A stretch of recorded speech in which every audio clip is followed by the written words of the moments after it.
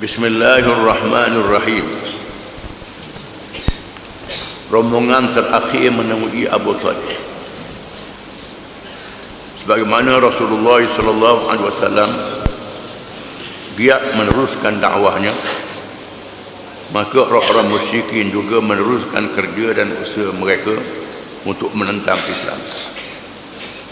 Namun begitu, Abu Talib terus juga melindungi anak saudaranya.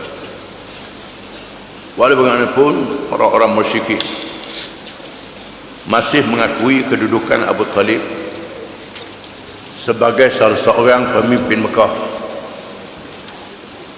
yang terasa juga terjejas nama baik mereka. Kiranya mereka melakukan sesuatu yang tidak baik terhadap Rasulullah SAW, akhirnya mereka menghantar keputusan menghantar rombongan menemui Abu Talib yang telah uzur itu. Abu Talib seorang pemimpin Mekah yang sangat berpengaruh, yang perangannya baik, akhlaknya mulia, yang dihormati. Oleh kerana Nabi SAW adalah anak saudara, Abu Talib terus melindungi anak saudaranya, menyebabkan mereka malu nak bertindak terhadap Nabi. Kerana malu dan segan pada Abu Talib dan bimbang kalau mereka kaca Abu Talib marah, mereka juga akan hilang pengaruh. Dimarah oleh orang yang ikut Abu Talib, pengikut Abu Talib ramai, pengaruh dia besar. Bukan sahaja kalangan penduduk Mekah, termasuklah Khuza'ah dan kabilah-kabilah yang lain yang datang ke Mekah. Lalu mereka bermesyuarat cara nak selesai masalah atau rombongan bertemu Abu Talib. Rombongan itu dianggotai oleh pemimpin Mekah, antaranya Utbah bin Rabi'ah, Syaibah bin Rabi'ah, Abu Jahal bin Hisham, Umayyah bin Khalaf, Abu Sufyan bin Harb, dan beberapa orang lagi. Jumlah mereka lebih kurang 25 orang. Mereka menyatakan kepada Abu Talib, "Hai Abu Talib, kamu telah mengetahui kedudukan kami, apa yang berlaku dan kebimbangan kami. Kamu juga tahu perselisihan di antara kami dan anak saudaramu. Biarlah perkara itu berlaku. Ambillah sebahagian daripada pendapat kami untuk kepentingannya, dan ambil juga darinya untuk kepentingan kami. Dia membiarkan kami dengan urusan agama kami, dan kami membiarkannya dengan urusannya. Boleh ke tidak? Biar Muhammad rasa cara agama-agama yang karut ini tak sebut apa, tak usah kata apa, dia bawa hadiah je, bawa hadiah. Jadi katalah agama dia betul, jangan kata agama kami tidak betul. Jangan sebut, jangan cela benda-benda yang mungkar, yang tak molek, yang jahat. Ajak pada baik saja. Benda tak baik, yang dia anggap tak baik kami buat ni, jangan dia sebut. Selesai, tak jadi balok, tak jadi kelahi lah. Kita bawa hak kita, tak usah cara kau kan. Ada juga hak perangai Quraish ni, ada juga kerana kita ni. Kita dakwah je, tak usah cara orang, tak usah sebut, tak usah tegur benda yang mungkar, benda yang karut, yang bercanggah dengan Islam, jangan tegur. Kalau tegur jadi balok, jadi balok. Hak balok-balok tak usah sebut. Sebut hak benda tak balok lagi. Tu selesai masalah, kata mereka. Lalu Abu Talib memanggil Nabi SAW. Setelah baginda menemuinya, maka dikemukakanlah pandangan dan cadangan pemimpin Quraisy itu. Lalu Abu Talib pun berjumpa dengan anak saudara dia, Nabi SAW, dan memberitahu cadangan pemimpin Mekah supaya berdamai.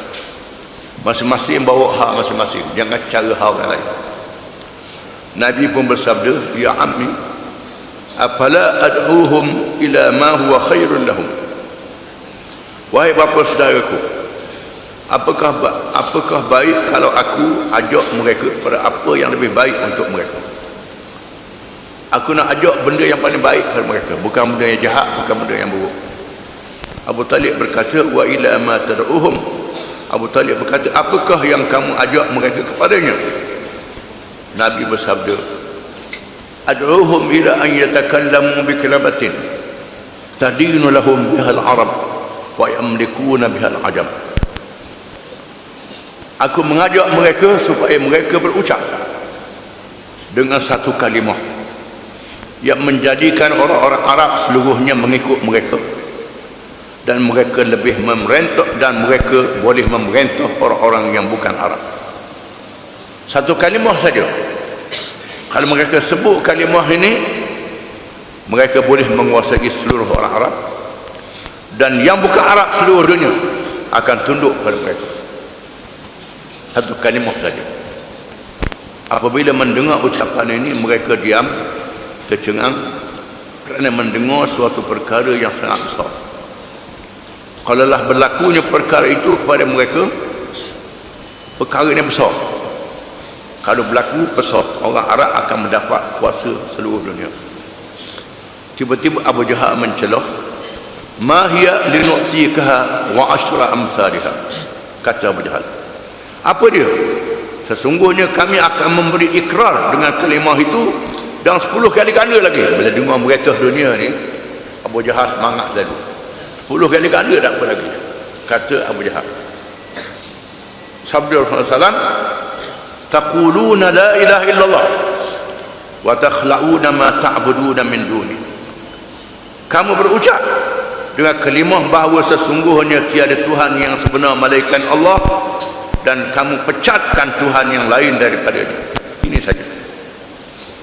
Kamu mengaku la ilaha illallah, tak ada Tuhan yang sebenar melainkan Allah, menolak Tuhan-Tuhan yang lain daripada Allah. Ini saja. Kalau ini kamu tegakkan, bukan saja mengucap dengan lidah, tetapi tegakkan dia dalam kehidupan kamu. Ya, itulah berucap dengan lidah, beramal dengan tubuh, beramal dalam masyarakat, tegakkan syariat Allah dan hukum Allah Subhanahu wa taala dan kitab Allah. Itu makna la ilaha illallah. Bukan Allah mengucap-ngucap mengiling itu saja. La ilaha illallah ni ialah kalimah yang diucap, yang diamal, yang ditegakkan ke atas muka bumi. Hukum Allah ditegakkan atas muka bumi. Tak ada Tuhan yang sebenar melainkan Allah. Tuhan yang disembah, Tuhan yang dipuja, Tuhan yang ditasbih, Tuhan yang ditahlil, Tuhan yang dipuji, Tuhan yang didoakan kepadanya, Tuhan yang diamalkan hukum syariatnya dalam seluruh kehidupan manusia. Ini makna la ilaha illallah. Kalimahnya pendek saja. Ini adalah dakwah nabi-nabi dan rasul-rasul alaihi wassalatu wassalam. Walaqad ba'athna fi kulli ummatin rasulan an ya'budullah wajtanibut taghut. Dan sesungguhnya kami bangkitkan kepada tiap-tiap umat itu akan rasul. Nabi itu mengajak manusia kepada ubudullah, abdikan diri kepada Allah dan jauhkan diri daripada taghut. Taghut ialah setiap yang melampaui batas-batas Allah Subhanahu wa taala. Menolak mereka yang meninggalkan hukum Allah Subhanahu wa taala. Ini dakwah nabi-nabi alaihi wassalam. Rasulan an ya'budullah wa yajtanibut taghut. Rasul yang mengajak manusia kepada abdi diri kepada Allah dan jauh daripada taghut. La ilaha illallah. La ilaha, tidak ada Tuhan, menolak Tuhan-Tuhan yang lain, illallah, malaikat Allah sahaja. Allah sahaja yang ditegakkan. Mereka amat terkejut mendengar ketegasan itu. Mereka terkejut. Kemudian mereka berkata, hai Muhammad, apakah kamu mahu supaya kami mengatakan Tuhan itu satu? Perkara yang kamu bawa ini sungguh pelik. Dan juga ada yang berkata, demi Tuhan, sesungguhnya orang ini tidak dapat memberikan kepada kita apa yang kita kehendaki. Marilah kita pergi dan terus berpegang dengan agama nenek moyang kita sehingga Tuhan menentukan keputusannya di antara kita dan dia. Ini ada yang marah. Marah kerana macam ni, darah layang lah. Darah layang, kita lawan terus. Allah menentukan apa kesudahannya. Lalu mereka pun beredar dari menjadi itu dengan hampur. Bersempena dengannya, Allah Subhanahu wa taala berfirman, surah Sad wal Qur'an dzikr badil ladzina kafaru fi 'izzatin wa shiqaq kam ahlakna min qablihim min qarnin fanadaw wa la tahina manas wa ajibu an ja'ahum munzirun minhum wa qala al kafirun hadha sihrun kadzdzab aj'ala al alihata ilahan wahida in hadha la shay'un ujab wa antalaqa al mala'u minhum animshu wasbiru ala alihatikum in hadha la shay'un yurad ma sami'na bihadha fil millati al akhirah in hadha illa ikhtilaf. Maksudnya Sad, huruf Sad, demi Al-Quran yang mempunyai keagungan, namun orang-orang yang kafir itu berada dalam kesombongan dan bermusuhan. Betapa banyaknya umat sebelum mereka yang telah kami binasakan, lalu mereka meminta pertolongan, padahal pada masa itu bukanlah saat lari untuk melepaskan diri, dan mereka berasa hairan kerana di atas pemberi peringatan dari kalangan mereka, dan orang-orang yang kafir berkata, inilah seorang ahli sihir yang banyak berdusta. Mengapa ia menjadikan Tuhan-Tuhan itu Tuhan yang Maha Esa? Sesungguhnya ini benar-benar suatu perkara yang sangat menghairankan. Dan pergilah pemimpin-pemimpin mereka seraya berkata, pergilah kamu dan tetaplah menyembah Tuhan-Tuhan kamu. Sesungguhnya ini benar-benar suatu hal yang dikehendaki. Kami tidak pernah mendengar hal ini dalam agama yang terakhir. Ini tidak lain hanyalah yang diada-adakan. Mereka menuduh Nabi SAW mengada-ngadakan, mereka-reka ajaran sendiri. Pada inilah agama Nabi Adam, manusia pertama, Nabi Adam AS. Agama Ibrahim, bapa pada mereka, Abul Anbiya. Agama Nabi Nuh, bapa manusia yang kedua selepas Adam.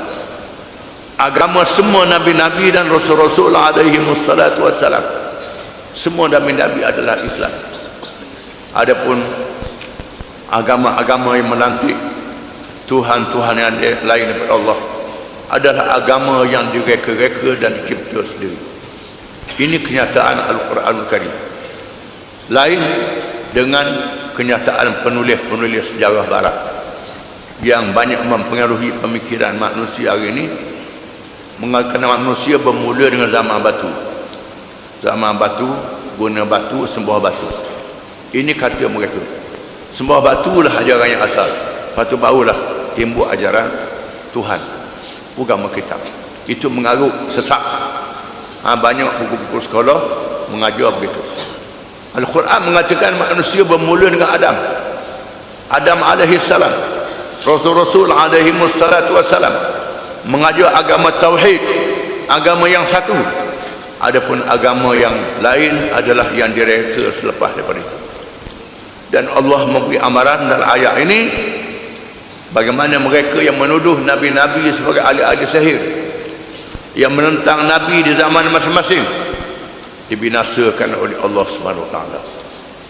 Bila Allah membinasakan mereka, tidak ada siapa yang boleh menuduh mereka.